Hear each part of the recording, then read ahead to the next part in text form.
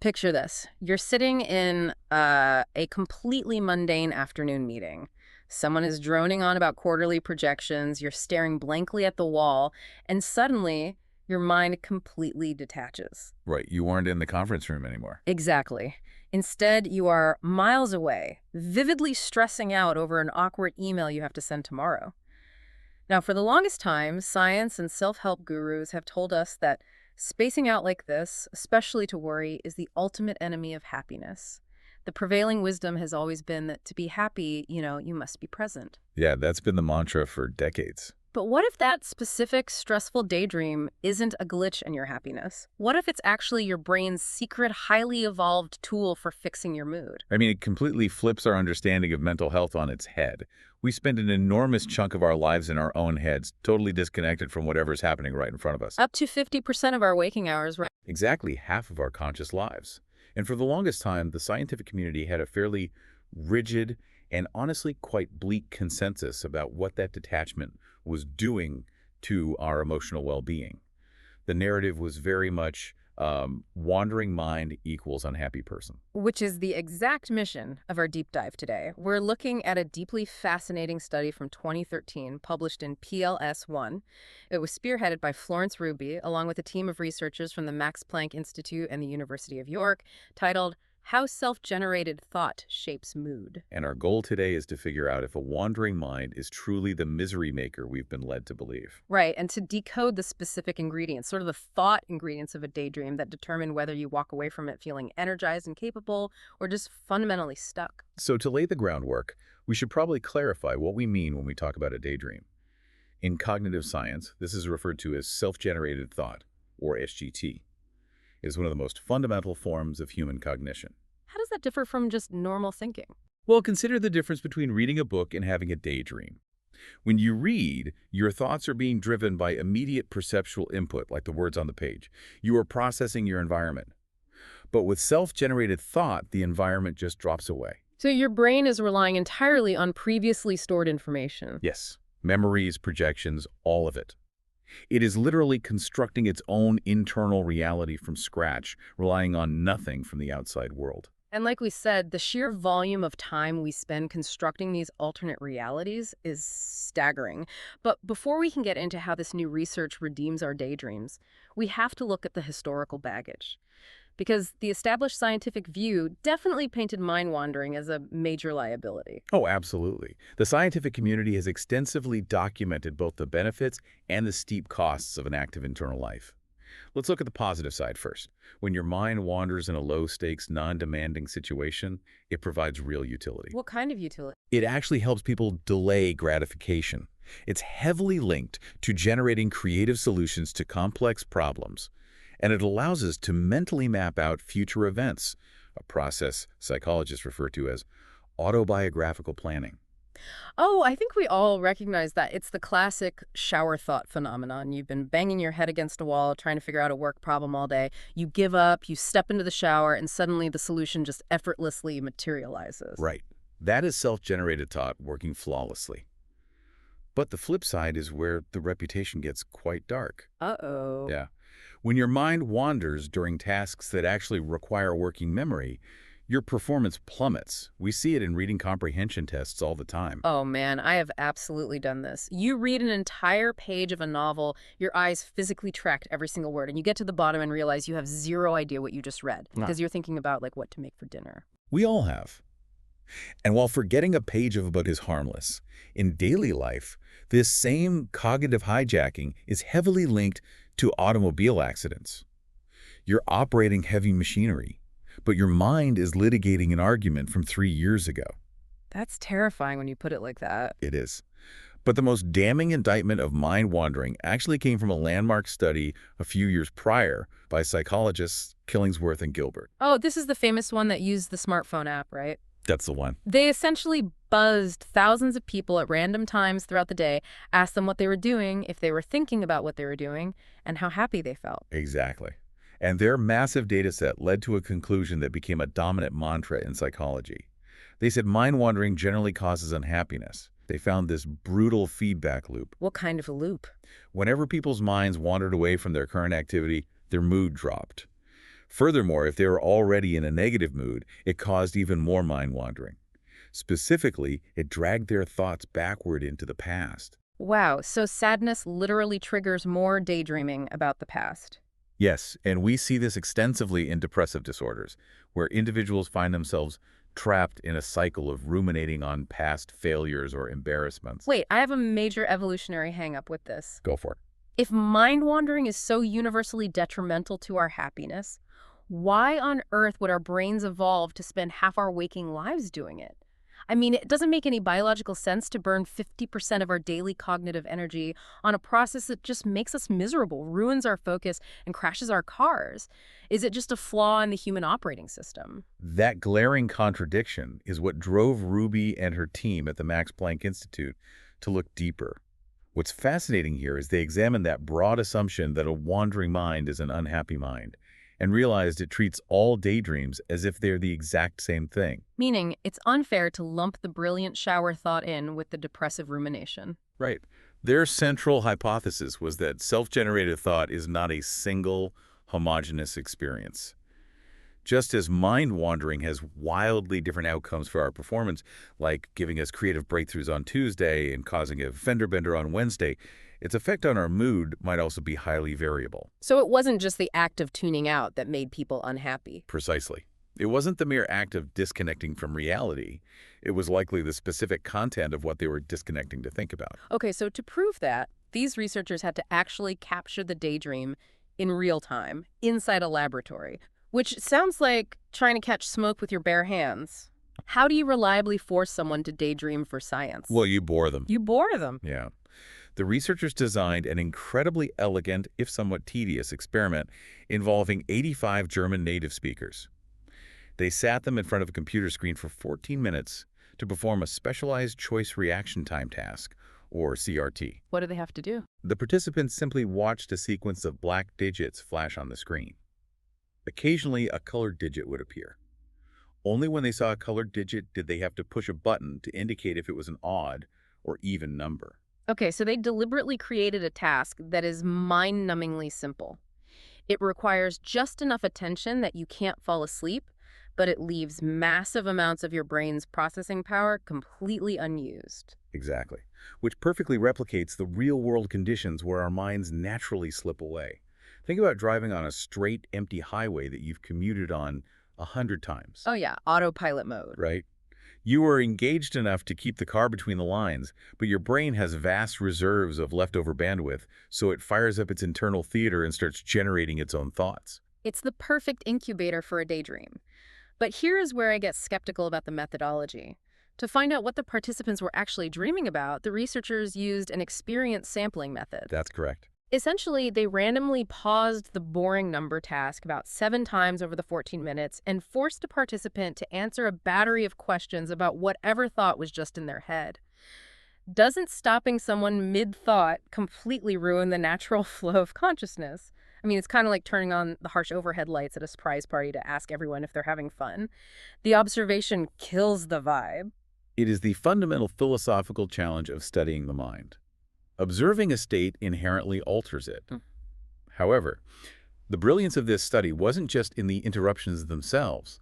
It was in how they analyzed the data over time using a technique called a lag analysis. Okay, let's unpack this time lag concept, because my understanding is that this is how they finally solved the chicken and egg problem of sadness and daydreams. Let's look at the old way first. If I interrupt you and ask, is your mind wandering right now and are you feeling sad? And you say yes to both, I have a correlation. I know the two things are happening at the same time. But you have absolutely no idea which one caused the other. Right.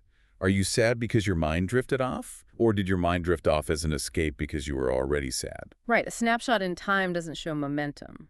But the lag analysis tracks the weather front, so to speak. They didn't just look at a single snapshot at time 0. They looked at the relationship between your thoughts at one interruption and your mood at the very next interruption, time 1, maybe 2 or 3 minutes later. Ah, so they are looking for a predictive wave. Like, if I report an off-task thought at 2 p.m., does my mood demonstrably crash at 2:03 p.m.? That's the mechanism. By tracking the lag, they proved that yes, having an off-task thought reliably preceded a measurable drop in mood a few minutes later, especially if the person had been in a relatively good mood beforehand. And did they see the reverse, too? They did. Feeling bad at the first interruption predicted a higher likelihood of mind wandering at the next one. So initially, they verified that old baseline. Mind wandering and bad moods absolutely feed off each other in a downward spiral. But just knowing the timing still leaves us with the old depressing theory. To actually figure out how to break the spiral, the researchers had to dig into the actual substance of the daydreams when those overhead lights flipped on. Right, so during those random interruptions, the participants had to rate their immediately preceding thought across 9 different questions on a 9-point scale. What kind of questions? They had to scale things like, was this thought related to the boring number task, or was it completely off topic? Was it about the past, or was it about the future? Were you thinking about yourself or someone else? And crucially, what was the emotional tone? Like, was it a positive memory or a negative worry? And from those thousands of survey answers, they used some pretty heavy statistical modeling called PCA, or Principal Component Analysis, to find hidden patterns. They were basically looking for how human thoughts naturally clump together in the wild. Okay, let's unpack this. So the researchers essentially built a sorting hat for daydreams, separating the emotional tone from the who and when. If I'm understanding the findings correctly, they discovered that our daydreams fall into 3 distinct buckets. I imagine the first bucket is just the emotional vibe, right? That's the first major cluster. They called it the affect component, which is simply the emotional valence of the thought. Regardless of what the daydream is about, is its baseline tone positive and happy, or negative and sad? That makes perfect sense. But the other 2 buckets have nothing to do with whether the thought is happy or sad. They are entirely about time and people. The statistical mapping revealed an incredibly strong relationship between thoughts about the past and thoughts about other people. These naturally bundle together in our minds. Oh, I see. Like replaying a frustrating argument you had with a coworker last week? Or reminiscing about a childhood teacher. Past events usually involve others, so that second bucket is sociotemporal past and other, or STPO. Got it. And the third bucket? The third bucket represents the opposite end of the spectrum. Thoughts focused heavily on the future, which almost entirely bundle with thoughts about the self. This is STFS. Mentally rehearsing what you're going to say in a job interview tomorrow, or worrying about an upcoming doctor's appointment? Future and self. Exactly. I find it incredibly interesting that the sources highlight how common this third bucket is. The researchers point out that human beings have a massive, globally documented bias toward future thinking.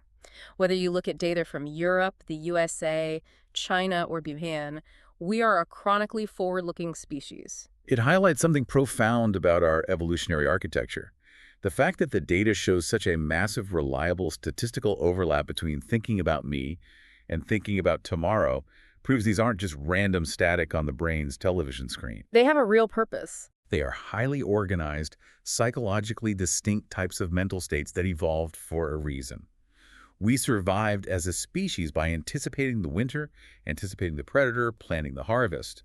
When our brains go idle, the default screensaver is usually, well, what's next for me?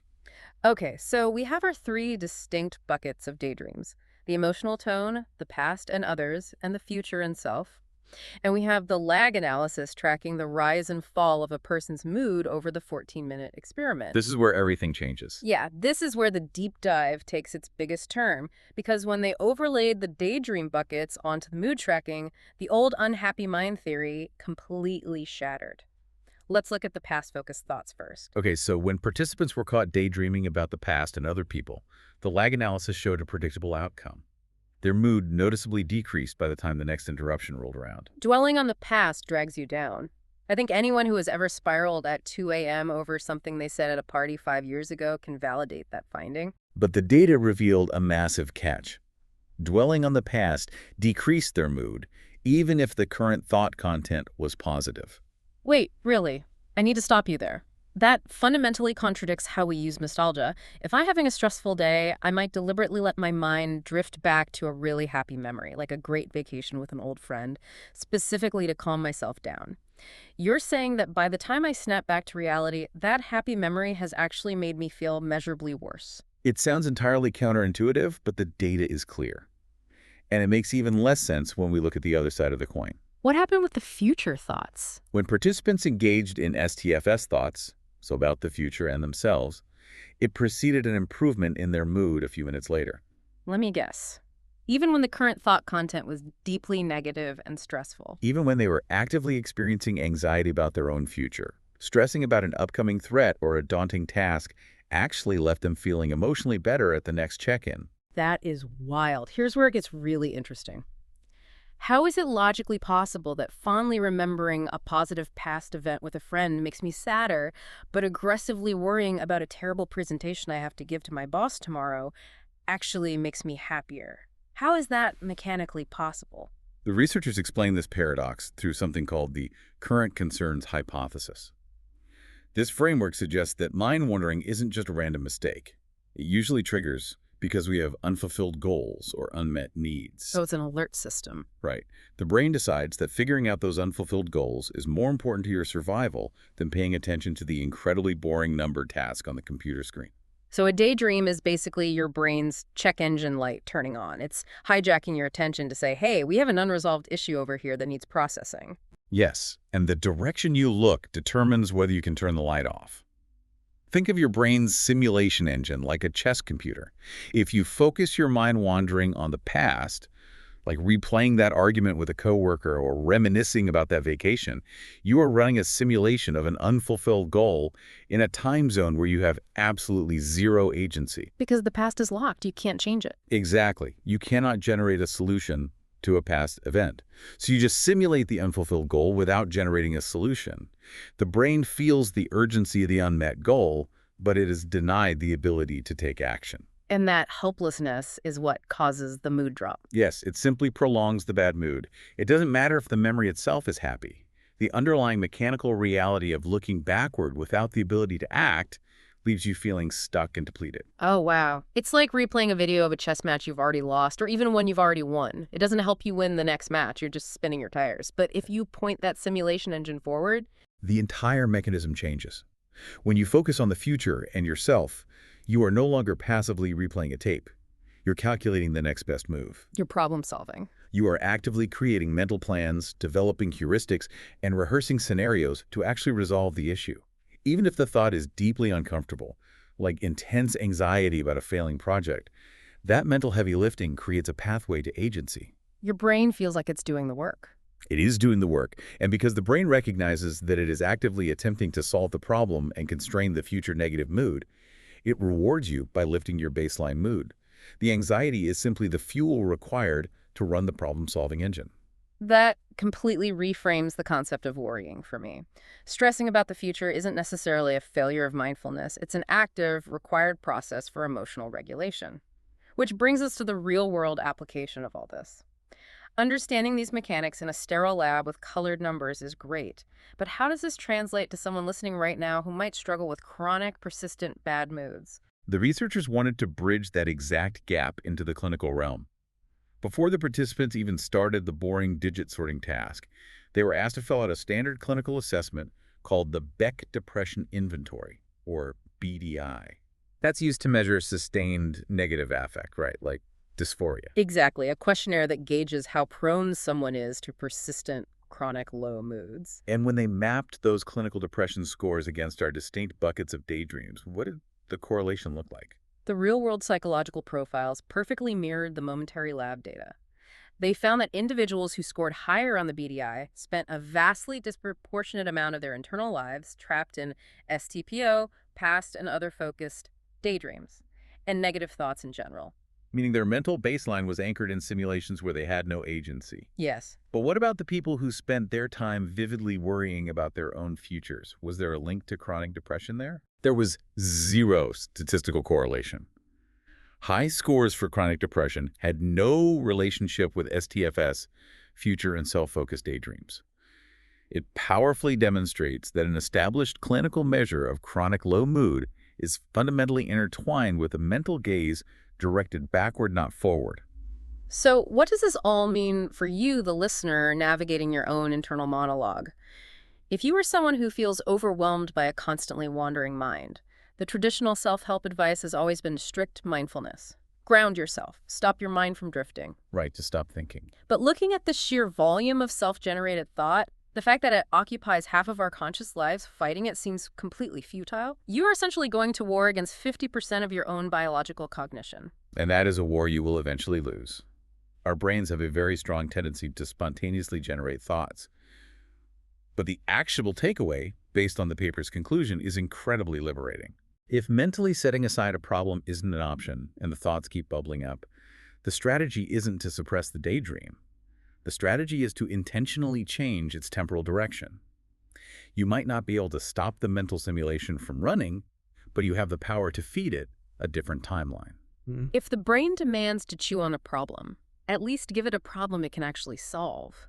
If you catch yourself spiraling over a regret from 3 weeks ago, you consciously pivot the narrative.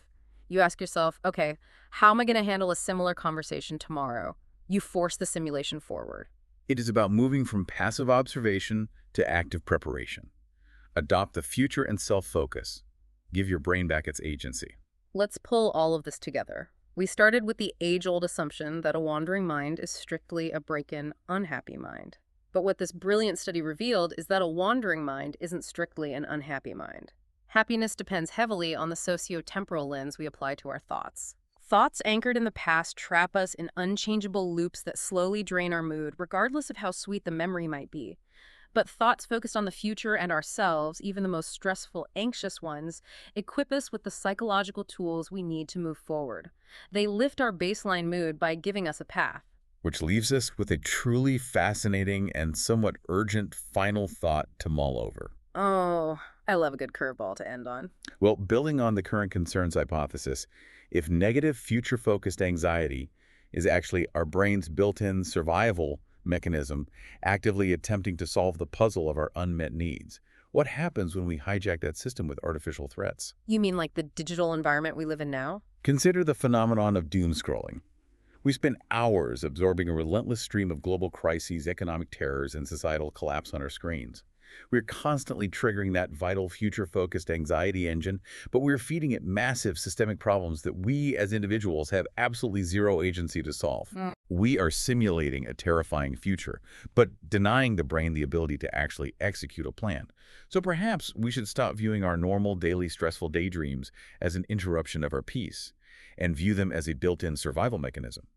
Because we might be burning out our own problem-solving engine by giving it impossible digital puzzles while ignoring the everyday problems it's actually designed to fix. We're revving the engine while the parking brake is permanently pulled. That is incredibly unsettling, but it makes so much sense. So the next time you find your mind drifting away during a boring meeting, don't punish yourself for not being perfectly present. Let the engine run. Just make sure it's building a future you can actually do something about.